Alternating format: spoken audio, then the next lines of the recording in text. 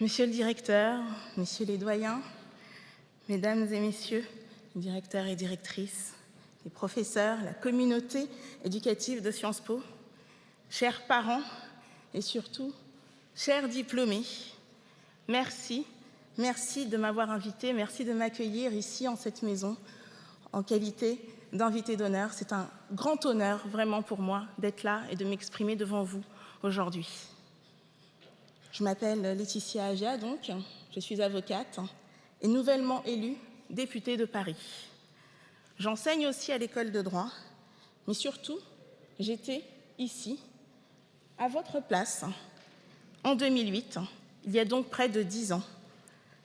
Et c'est vraiment un plaisir d'être de retour parmi vous. Je fais partie des anciens de Sciences Po, de ce corps que vous allez bientôt rejoindre. Cela fait partie de ce que je suis, et cela ne m'a pas quittée en 10 ans, car cette école, ce qu'on y fait, ce qu'on y apprend, ce qu'elle représente, ce qu'on y rejette parfois aussi, et puis toutes les personnes que nous y rencontrons, tout cela fait partie de nous. J'irais même dire que Sciences Po, finalement, on l'a un peu dans la peau. Alors je sais que pour beaucoup d'entre vous, ces mots peuvent peut-être sembler être ceux d'une illuminée qui voit un culte à Sciences Po, à cette institution, et je dois dire que ce n'est pas tout à fait faux. Mais c'est aussi surtout parce que pour beaucoup d'entre vous, l'après est déjà là. Vous êtes déjà dans l'après, vous êtes déjà en train d'imaginer, de préparer ce qui va se passer pour vous dans les prochains jours, les prochaines années. Et peut-être que vous ne vous imaginez pas revenir à Sciences Po, si ce n'est peut-être pour le plaisir d'être maître de conférence, ce que tout le monde attend à chaque fois avec impatience. J'étais également dans cet état d'esprit en 2008 lorsque j'ai été diplômée. J'avais commencé mon stage chez Darrois Villet et je suis venue à ma cérémonie de remise des diplômes très rapidement entre deux dossiers. Je ne me souviens même pas de ma cérémonie de remise des diplômes, pour tout vous dire, mais elle n'était pas aussi belle que celle-ci. Alors si j'ai une chose, un conseil vraiment à vous donner aujourd'hui, c'est bien de profiter de ce moment. C'est bien d'en prendre toute la mesure. Vous êtes diplômé de Sciences Po Paris. Puis je vous invite à prendre la mesure des années que vous avez passées ici. N'oubliez pas cette année 2012, où nombre d'entre vous sont entrés à Sciences Po, alors que François Hollande entrait s'installer à l'Élysée, que Barack Obama s'ancrait à la Maison-Blanche et que la reine Elisabeth II célébrait son jubilé de diamant. N'oubliez pas cette année 2012 où l'Europe, dont ma promotion a cru voir une mise à mort en 2005, cette année donc où l'Europe recevait le prix Nobel de la paix. N'oubliez pas les vifs débats que vous avez eus lors de l'adoption du mariage pour tous, ce que vous avez ressenti devant ces manifestations de la division de notre pays, de ces fractures sociétales et sociales qui font écho aux émeutes urbaines que ma promotion a connues. N'oubliez pas les débats que vous avez pu observer de loin et qui ont mené à l'élection de Donald Trump et au Brexit. Souvenez-vous des personnes qui étaient assises à côté de vous lorsque vous avez appris les décès de Nelson Mandela, Hugo Chavez, Fidel Castro. Imprégnez-vous de ces moments que vous avez vécus avec Sciences Po. Ils font partie de votre histoire. Jusqu'à hier, j'avais oublié cette soirée du gala de 2005 où nous étions rassemblés dans la cour de l'Hôtel de la Monnaie de Paris et nous avons scandé « Merci Simone » en hommage à cette grande dame qui nous faisait l'honneur d'être parmi nous et qui, du haut d'un balcon, nous a raconté avec beaucoup de nostalgie ces années Sciences Po. Jusqu'à hier, j'avais oublié ce moment.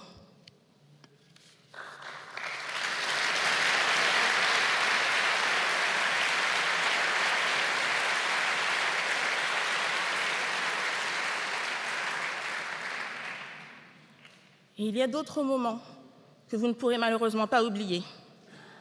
Toulouse, Boston, Charlie, l'Hypercacher, Nice, Bruxelles, Orlando et le Bataclan, un moment que j'ai vécu avec beaucoup de personnes que j'ai vues passer tout à l'heure cette estrade. C'est l'histoire de votre promotion. C'est le poids d'une génération qui aura connu l'horreur, la barbarie, la déshumanisation, la peur, mais aussi une détermination sans faille à lutter partout dans le monde pour la sauvegarde de nos valeurs fondamentales. Vous êtes la génération qui s'est rassemblée place de la République, cette génération qui passera son été en terrasse et qui multipliera les concerts. Enfin, je ne pouvais intervenir devant vous sans vous parler de ces 12 derniers mois, de cette recomposition sans précédent de la vie de l'espace politique. Je crois qu'on n'a jamais autant parlé de politique en un an. C'est cela le renouveau démocratique. Vous arrivez dans une ère où rien n'est écrit d'avance, où un homme de 39 ans a été porté à la présidence de la République, où une jeune femme de 31 ans, qui a grandi en banlieue parisienne, qui n'a pas 20 ans de militantisme derrière elle, est devenue en quelques mois le porte-parole d'un mouvement qui est aujourd'hui le premier parti de France et devenue une élue de la nation.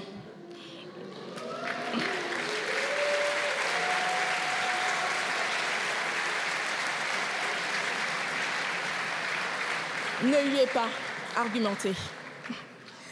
Ce parcours, je le dois, oui, à mon travail, à mon ambition, à mon caractère quelque peu déterminé. Mais je sais aussi que je le dois beaucoup à Sciences Po, aux conventions d'éducation prioritaire qui m'ont permis de m'émanciper, de lutter contre l'assignation à résidence, d'œuvrer pour une réelle égalité des chances. Donc je tiens vraiment à rendre hommage, bien évidemment, à Richard Descoings, mais aussi à Frédéric Mion, qui a merveilleusement repris le flambeau. Et aussi Christophe Jamin, qui me suit depuis le début de ce parcours et qui m'accompagne.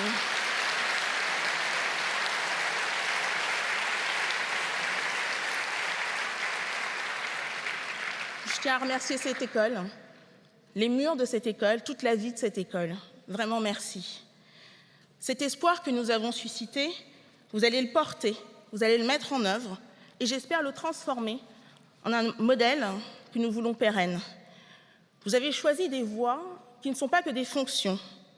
On n'arrête pas d'être journaliste, juriste ou docteur en quittant son bureau à 18h30. C'est un état plus qu'un métier.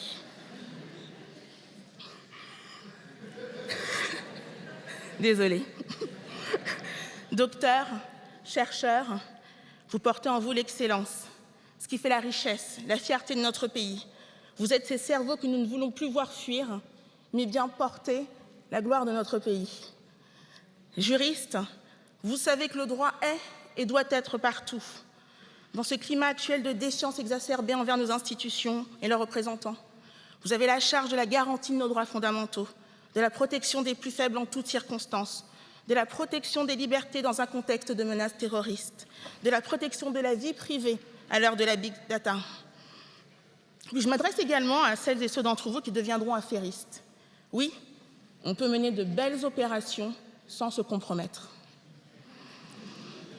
Et je compte sur vous, les journalistes, pour être rigoureux, exigeants, travailleurs, pour ne pas céder aux sirènes de la facilité et aux effets de mode, pour aller chercher des sources fiables, référencer vos articles, lutter contre les phénomènes de post-vérité.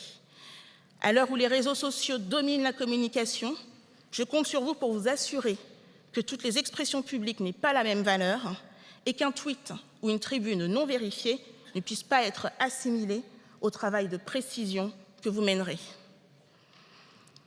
On me demande souvent s'il y a une citation qui reflète ma pensée ou mon engagement.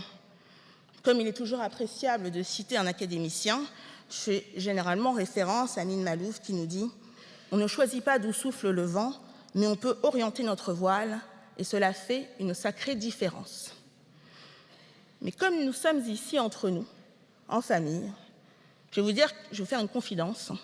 Ma vraie citation, c'est du Gloria Gaynor. I am what I am my own special creation.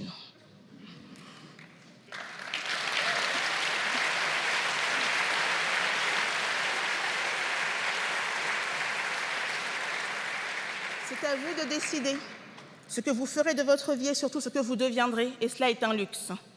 C'est le plus grand pouvoir que l'on puisse donner à quelqu'un. Ne le gâchez pas. Ne vous laissez pas dicter votre conduite. Écoutez-vous, faites-vous confiance. Et je vous en conjure, ne vous enfermez pas dans un passé idolâtré qui relève de l'imaginaire collectif. Allez de l'avant, construisez, innovez, proposez. Vous aurez un parcours riche de plusieurs vies, et tant mieux. Soyez votre propre création, soyez fiers de la personne que vous construirez, qu'elle soit forte de conviction et de valeurs, qu'elle soit exigeante envers les autres, mais surtout envers elle-même. Et je vous assure que tous, collectivement, ici, nous serons fiers de dire « cette personne a fait Sciences Po ». Merci, félicitations à toutes et tous.